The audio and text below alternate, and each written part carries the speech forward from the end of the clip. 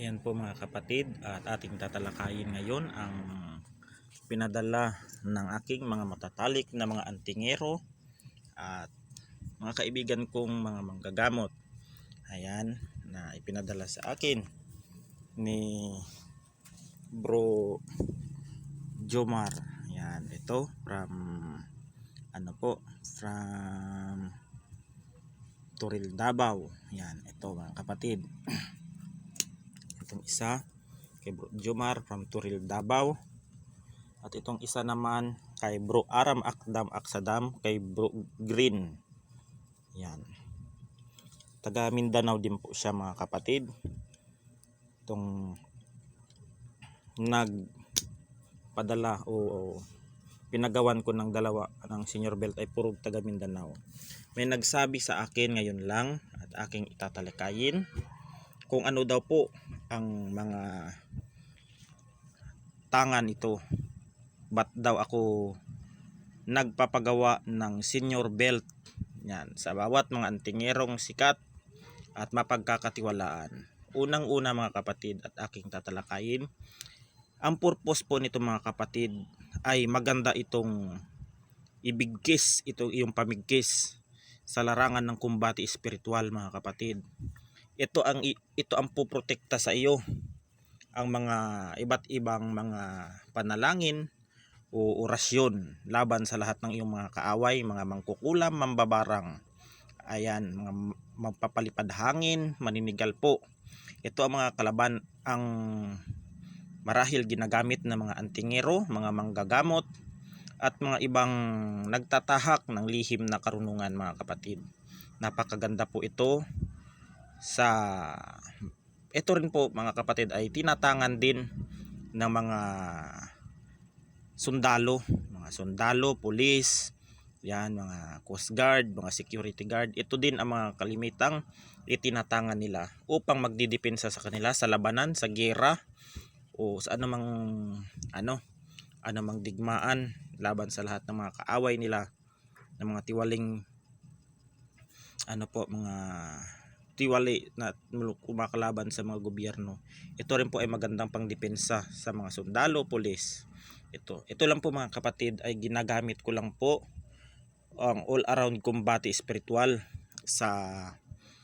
ginagamit ko sa panggamutan mga kapatid at pangdepensa na rin sa aking mga nakakalaban.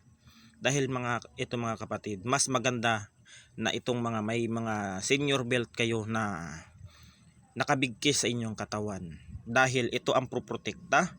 Dahil totoo po mga kapatid, ang mga laman po nito mga kapatid ay mga iba't ibang klaseng orasyon na mga malalakas na hindi nakikita sa tinatawag na PDF o anumang uri ng mga aklat.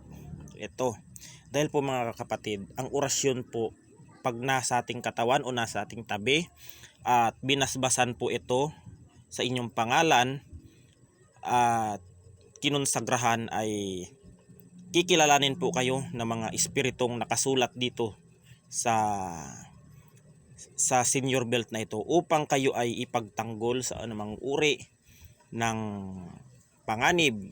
Ayan, mapakulam, barang, palipad hangin, tigalpo, gayuma, sumpa, liwas bala o anumang uri ng mga patalim na nakakamatay. Sa mga naniniwala lamang po mga kapatid, di ko po pinipilit ang ayaw maniwala sa akin, sapagkat ako'y naniniwala na pag merong tangan nito ay makakadagdag ng depensa sa iyo. Hindi ko naman sinabing subukan ninyo o kung ano ang inyong pamamaraan, basta sa akin lang po ay tinapik ko lang ngayon mga kapatid kung ano-ano ang mga tangan na ito. Ito mga kapatid ay talagang ginawa ng aking mga matatalik na kaibigan. Subok na subok mga kapatid, at talagang pagsuot ko pa lang nito kanina, yung dalawa sinubukan ko mga kapatid, talagang napakabigat po dito sa ating tagiliran pag isinuot natin, at talagang sobrang gaan ng ating katawan. Napaka-solid, napakaganda, napaka-tested po ng mga gamit na pinagkaloob sa akin ng ating mga magiting, mga matatalik na mga manggagamot sa iba't ibang uri ng sulok ng ating bansa. Ayan, ako po'y nagpapasalamat sa inyo, Bro Aram Akdam Aksadam at si Kumbati General YHBH na nakilala ko kayo at ginawa ninyo ako ng inyong mga itinagong mga lihim na mga